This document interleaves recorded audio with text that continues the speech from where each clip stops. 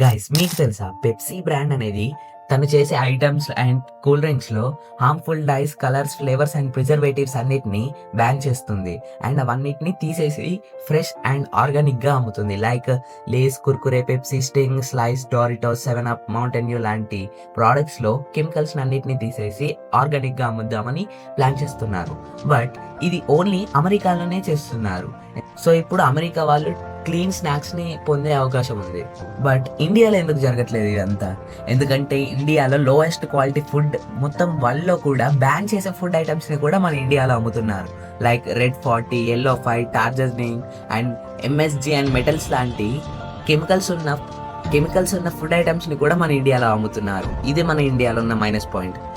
ఈ items minimum 30+ countries లో ban చేశారు. బట్ ఇండియాలో మాత్రం అవి ఇంకా వాడుతున్నారు. అయితే ఓన్లీ యుఎస్ఏలోనే ఎందుకు బ్యాన్ చేశారు, ఇండియాలో ఎందుకు చేయలేదనా? యుఎస్ఏ లా ఫోర్సెస్ అనేది పెప్సీని ఆర్డర్ చేశాయి క్లీన్ ఫుడ్ అనేది అందించాలి అని. బట్ మన ఇండియన్ FSSA వాళ్ళు ఇంకా దాని మీద ఛార్జెస్ కాదు, ఇంకా దాని మీద నోటీస్ కూడా పంపలేదు. సో ఇలాంటి all colours and dyeing ingredients అన్ని క్యాన్సర్ అండ్ డయాబెటీస్ని తీసుకొచ్చే ఛాన్సెస్ ఉన్నాయి.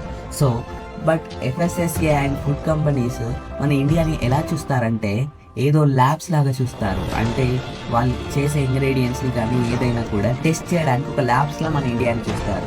సో మన ఇండియాకి కూడా కెమికల్ ఫ్రీ ఆర్గానిక్ ఐటమ్స్ కానీ ఇంగ్రీడియంట్స్ రావాలని మనం కూడా కోరుదాం. సో ఈ వీడియోని మీ ఫ్రెండ్స్ అండ్ ఫ్యామిలీకి అండ్ మీకు తెలిసిన వాళ్ళందరికీ షేర్ చేయండి. అండ్ ఈ వీడియో మీద అండ్ ఈ కంటెంట్ మీద అవేర్నెస్ తీసుకొద్దాం అండ్ ప్రొటెస్ట్ చేద్దాం.